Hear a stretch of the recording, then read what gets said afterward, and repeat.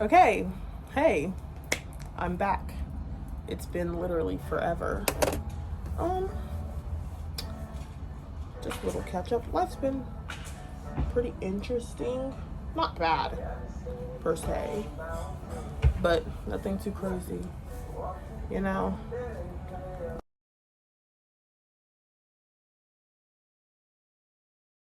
I had notes open, specific notes that I wanted to look at, but I also don't, you know? So I want us to mainly talk about being a seed. You know? We talked about this not too long ago at church, December 1st. We were going through John 12:24. We had a guest speaker because this is like our missions time, you know? So we had somebody come speak. And his name is Barry Calhoun.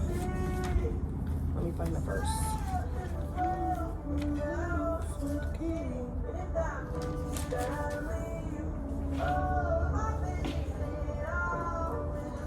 Okay. So basically, he started off, he gave us a few points to start with. And those are some of the main things I want to go over, the points. I'm just going to say them first. One of them is seeds go and grow where they're sown. The second is seeds die. And then seeds reproduce more. Basically, the way I get that is we have a mission. God's called us to do something. We're supposed to go out there. There's construction right next door, so that's what you're hearing. But God's given us a mission. We're supposed to go. We're supposed to grow in disciples, fellowship with other people, and we plant ourselves where He calls us, and we start to do work there. And seeds die, and they turn into something more beautiful. So we're not just supposed to stay a seed forever. No. That's not how that works. God has a purpose and a plan for you, and His plan is to use you and to help you to help Him produce more fruit and to grow His kingdom. So yes, seeds die, and then we produce more, you know? And then to produce more, yes. We're not just called to talk to your other Christian friends or talk to other believers. No. You gotta go talk to people who don't know Him. You know, He came to save the lost, the hurt, the broken, the people who don't know Him, the people who've never heard of Him, you know? What are we doing if we're just talking to people who know Him? His kingdom's staying the same. And yes, if you feel like you know somebody in your life who's says they're a Christian, but they don't live the Christian life, talk to them too. But don't be comfortable where you're at in your faith, and don't get comfortable in your bubble, you know? Being a Christian shouldn't always be comfortable. I don't think it really should ever be comfortable. I think you should be putting yourself out there for Christ, you know?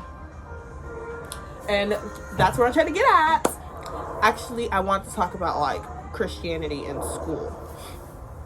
I try to involve myself in faith-based things at school, but not everybody's like that, and not everybody's like me.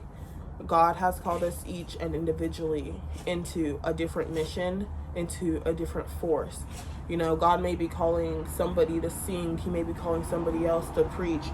He may be calling somebody else to just give and love on people and just share their time with the people around them, you know? God has a different purpose and a different plan for each and every single one of us, but He wants to use us all. He doesn't need to. He chooses to, because He loves us. And because He knows that, I feel like when you are helping others grow in their faith, that's also helping you grow a little bit.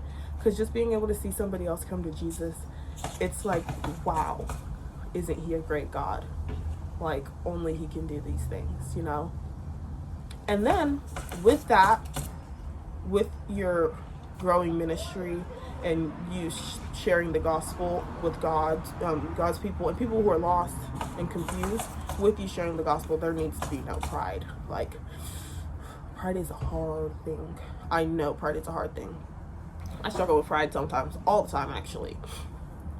Don't get so caught up in the miracles and in what you're doing for people, because it's not you, it's all God.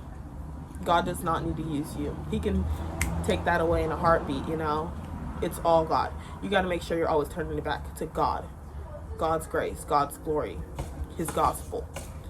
Because you don't need people like, oh my gosh, so-and-so taught me, they're literally the best. Da, da, da. Don't take the credit for that.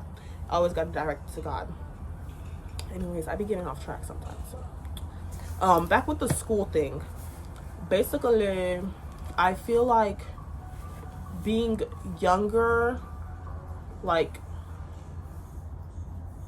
I feel like we're influenced by a lot, you know, whether it be like you're a people pleaser or you just want to fit in, so you do what your friends want. You do this, this, and this because your friends are doing it too, or you don't do specific things because your friends aren't doing it either. Like, I feel like being a Christian has become so like unpopularized, or not even unpopularized, what is it? It's just not a thing everybody's into. It's not like the trend, you know. We're not here to follow the world and follow what everybody else is doing. God has called us to a greater mission than that. If you are living for other people's approval and acceptance of you, then you need to scratch that and start over, you know. If you are trying to live for man, you will never reach that joy and that satisfaction that living for God gives you. God's plan is always best. Giving God the glory is always the best. You know, he literally knows what he's doing, and God may call you to uncomfortable situation and not so safe places, but he has a plan for you. He will provide you with the supplies you need in that time, at the right time, all the time. And then he'll, what is it called? He'll like arm you with everything you need. Who was it? Oh, I think it was Moses, who was like, God, I don't talk good. Like, I can't do this. I can't free your people. My speech is terrible. Nuh-uh. God used him, and he also supplied him with somebody else who speaks good too. Like, God knows what he's doing. You just gotta trust and believe, you know?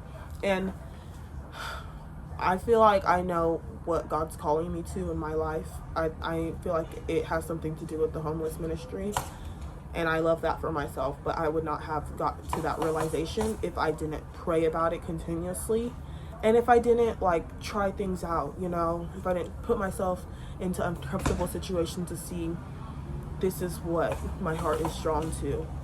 I can't remember who told me this, but I heard it that like whatever breaks your heart, that's probably what you're being called to. Homeless people break my heart.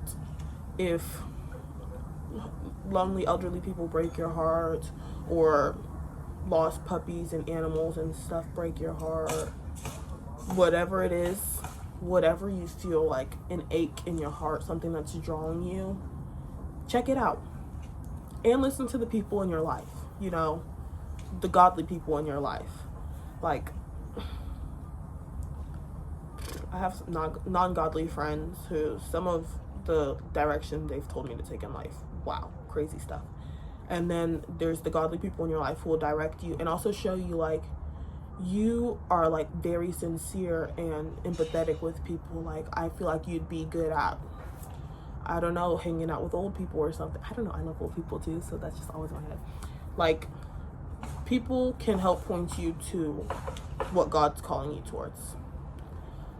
I was listening to an episode yesterday, Girls Gone Bible, and they had Bryce, I think that's his name. He was on the show, and he was like, God can send you people and things, and if you're too busy waiting for God himself, you might miss the blessing he sent your way, you know? Like, the analogy he used was, if you have a flat tire and somebody stops to help you, and you're like, oh no, I'm waiting for God. And then the next person comes, oh no, I'm waiting for God. Maybe God sent those people to come to help you. You know what I mean? Like, you need to be willing to take chances, one, and two, like, you should be able to spot them You'll know somebody by their fruit, by the way they live, the way they talk, the way they act, the things they like do, everything.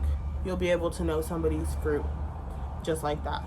And their fruit will show you who they follow, who they worship, what they worship, Today at church we talked about a command to pray, Prayer is always the answer. Yeah. Dude, there was so much I wanted to talk about for these past few weeks, but I just haven't been making time for anything.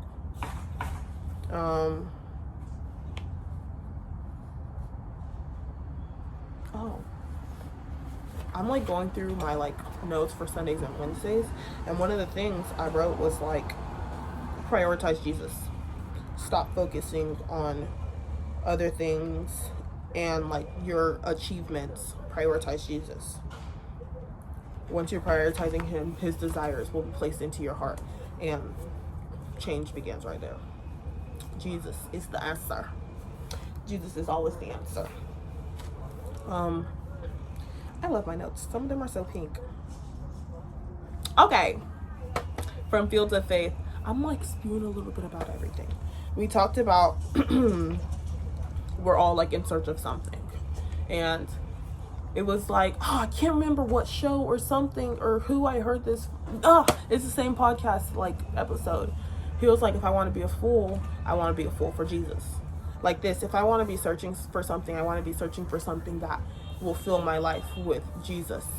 You know what I mean? Like, I love worship music. I love music in general. And worship music helps fill my life. Some people like to read the Bible. Some people like to watch shows. Watch like Christian based or something shows that'll help you like direct you towards Jesus. You know what I mean?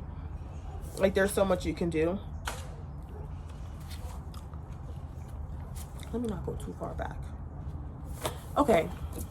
I think that's it with that. Okay. Our lives are chaotic, crazy, whatever. But when my life is chaotic, my God is iconic. He will work it out. He has a plan. He has a purpose for me and a mission. You need to believe that for your own life. God will work in crazy, mysterious ways. And you just gotta trust him. You just gotta trust him. Especially in your seasons of pain and sadness. Just trusting in the God who does, the God who is, the God who will always be.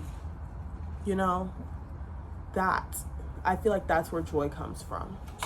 Just trusting God, listening to him, learning about him, growing in your wisdom and understanding of the Lord, and letting him have control so you're at peace. Oh, God brings so much joy, no matter what season. That's one thing I've come to like learn. The world gives you happiness, temporary first of all, but you can't be happy and sad at the same time, but you can be joyful and sad. God brings joy, unexplainable, undeniable joy into your life. Like he's done freaking crazy things in my life, and I don't know what I would do if I didn't have him to peace my storms, to make me joyful in my chaos and in the destruction of my life. God is always the answer. God knows what he's doing. He has the greatest plan for you. You just have to trust him and hold on to him and believe in his word, because he knows what he's doing. And he's not second doubting, and you shouldn't second doubt yourself. If you feel like God's calling you and putting you into something, do it. Just say yes. Just say yes. God is a miraculous God, always on time. He knows exactly what he's doing. Just trust him, believe, and say yes. And go. Go. Don't be like Jonah getting swallowed up by a whale to take you back. Just go. Be like Paul. God called him, he went. You may know, ooh, this crowd's not gonna like me. Ooh, there's gonna be some hardship here. Ooh. God will prepare you and equip you with everything you're going to need. God knows what he's doing. God's got you. God is a good, gracious, merciful God who has a plan and a purpose for you. Do not doubt him, ever. And do not doubt yourself. God created you. He knit you in your mother's womb. He knows what he's doing with you. He knows how he's going to work through you in your life. Don't talk down on yourself saying you can't do something. God's prepared you. He's like, this is my child. I know what they're going to do. I prepared them for this moment. They just got to trust and believe, and then get through it. Trust God. Trust in what he's going to do with you.